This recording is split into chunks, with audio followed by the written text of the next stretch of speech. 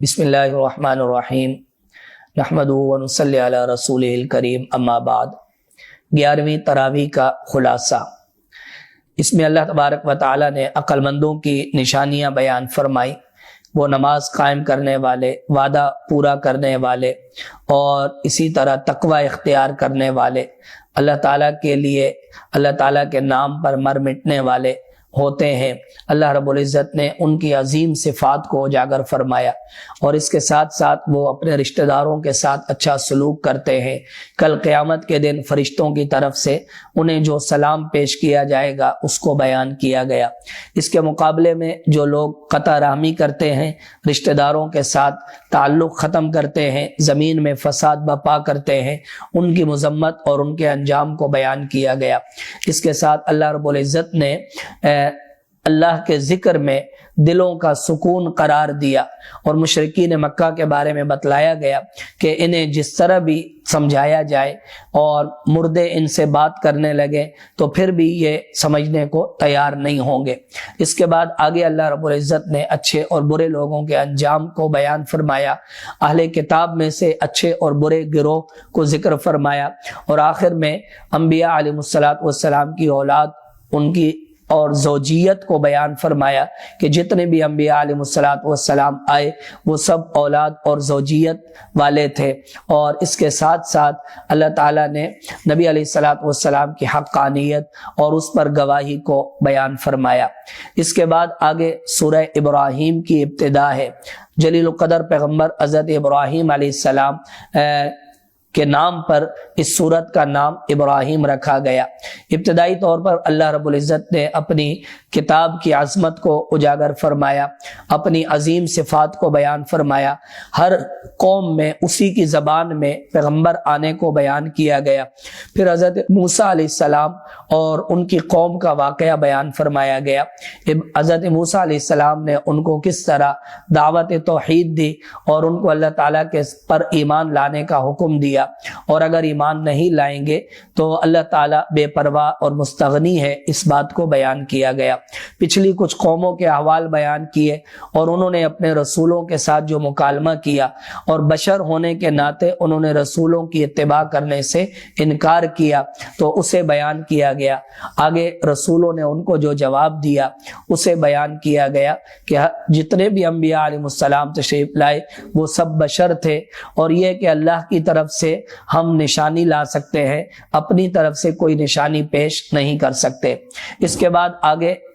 کفار نے رسولوں کو جو دھمکی دی اسے بیان کیا گیا کہ ہم تمہیں اپنے علاقوں سے نکال دیں گے۔ اللہ رب العزت نے رسولوں سے وعدہ فرمایا کہ ہم ان کفار کو تباہ کر دیں گے، اور پھر قیامت کے دن ان کی جو سزا ہے، جہنم کے اندر ان کے جو احوال ہیں اسے بیان کیا گیا۔ اور آخر میں کل قیامت کے دن بڑے اور چھوٹے لوگوں کا آپس کا جو مکالمہ ہوگا، مقتدی اور مقتدا دونوں کا جو آپس میں مکالمہ ہوگا اسے بیان کیا گیا۔ اگلے رکوع میں اللہ رب العزت نے شیطان کی بات کو بیان فرمایا کہ وہ قیامت کے دن انسان سے براءت کا اظہار کرے گا کہ میں نے تمہیں اپنی طرف سے صرف ایک دعوت دی تھی، مجبور نہیں کیا تھا اپنی اتباع کرنے پر، تم نے میری بات کو مانا اور اللہ تعالیٰ کی نافرمانی کی، میں اللہ تعالیٰ سے ڈرتا ہوں، چنانچہ وہ برات کا اعلان کرے گا۔ اس کے بعد اللہ تعالیٰ نے اچھے اور برے کلمات کی مثال بیان فرمائی، دو درختوں کے ساتھ مثال دی گئی، اور قیامت کے دن اور مرنے کے بعد اہل ایمان کی ثابت قدمی کو بیان کیا گیا۔ اس سے اگلے رکوع میں اللہ تعالیٰ نے معبودان باطلہ کی اور شرکا کی نفی فرمائی، اور اس کے ساتھ ساتھ اپنی دی جانے والی نعمتوں کو بیان فرمایا۔ سمندر کی نعمت ہے اور سورج، چاند، رات، دن کی نعمت اللہ رب العزت نے اور اس کے ذریعے حاصل ہونے والے رزق کو بیان کیا گیا، اور انسان کو اللہ تعالیٰ کی نعمتوں میں غور و فکر کرنے کی دعوت دی گئی۔ اگلے رکوع میں حضرت ابراہیم علیہ السلام کا واقعہ ہے کہ انہوں نے جو ہجرت فرمائی اور بیت اللہ کے پاس آ کر انہوں نے ٹھکانہ اختیار فرمایا، وہاں پر اپنے گھر والوں کے لیے جو دعائیں فرمائی اور اللہ تعالیٰ کی نعمتوں پر جو شکر ادا کیا تو اسے بیان کیا گیا۔ آخری رکوع میں اللہ رب العزت نے بتلایا کہ اللہ تعالیٰ ظالموں کے عمل سے غافل نہیں ہے، ظالموں کو ان کے اعمال پر پکڑ ہوگی اور پھر وہ خود کہیں گے کہ ہمیں دوبارہ ایک موقع دیا جائے تاکہ ہم رسولوں پر ایمان لائیں، لیکن موقع ان کے ہاتھ سے جا چکا ہوگا۔ اللہ رب العزت نے اس کے ساتھ ساتھ قیامت کے کچھ احوال بیان فرمائے اور کفار کو اور عذاب دیے جانے والے لوگوں کو جو لباس پہنایا جائے گا، اللہ رب العزت نے سورت کے آخر میں اس کو بیان فرمایا۔ اس کے بعد آگے سورت الحجر کی ابتدا ہے۔ سورت الحجر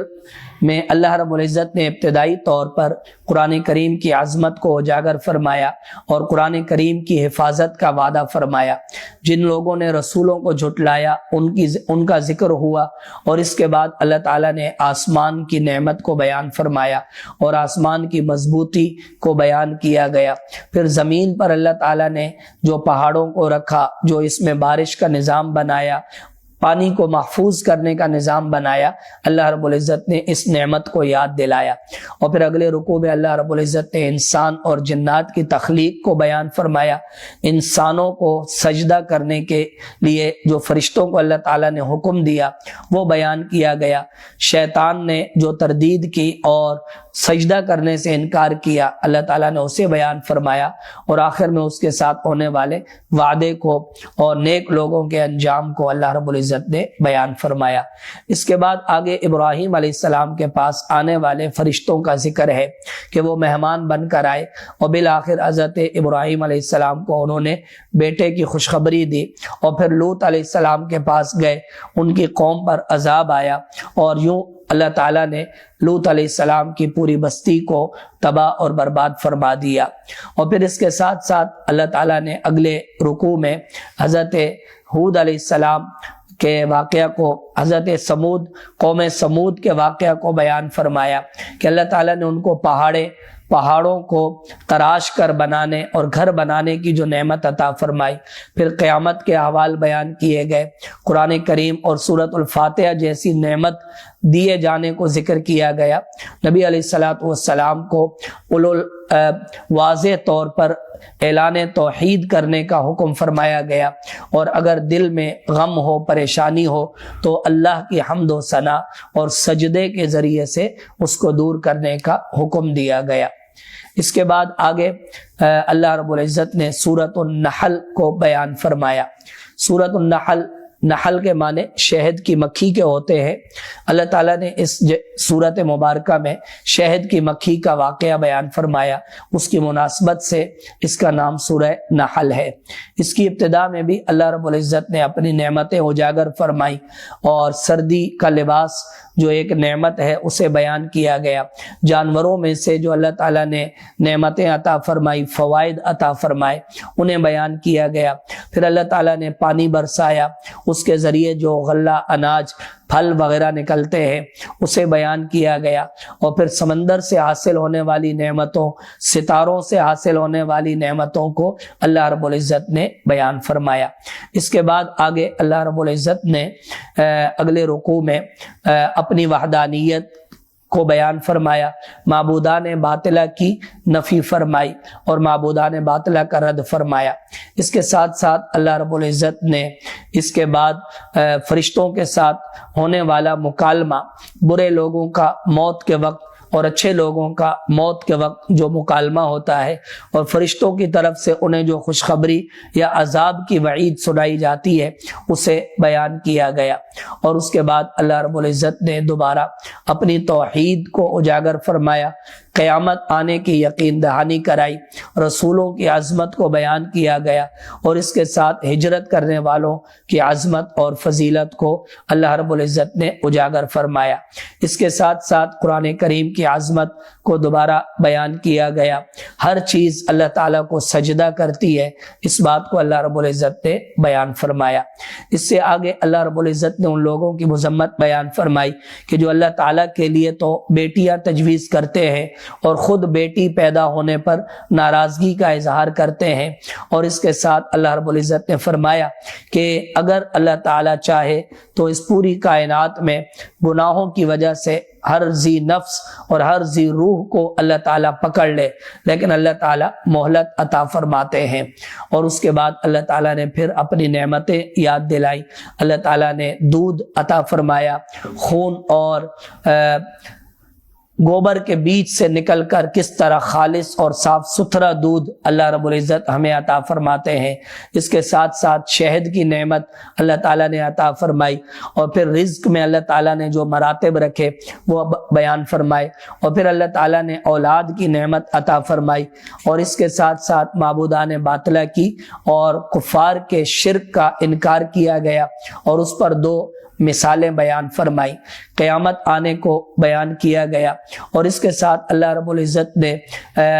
زمین کے اندر انسان کو مختلف حاصل ہونے والی نعمتیں، پہاڑوں کی نعمت، گھروں کی نعمت اور اون کی نعمت اور اس طرح کی نعمتیں بیان فرمائی۔ آخر میں اللہ رب العزت نے کفار کا قیامت کے دن اپنے معبودوں سے ہونے والا مکالمہ بیان فرمایا، اور اس کے ساتھ بیان فرمایا کہ ہر امت کے لیے کل قیامت کے دن ایک گواہ آئے گا، اور نبی علیہ الصلوۃ والسلام سب کے گواہ ہوں گے۔ وآخر دعوانا ان الحمد للہ رب العالمین۔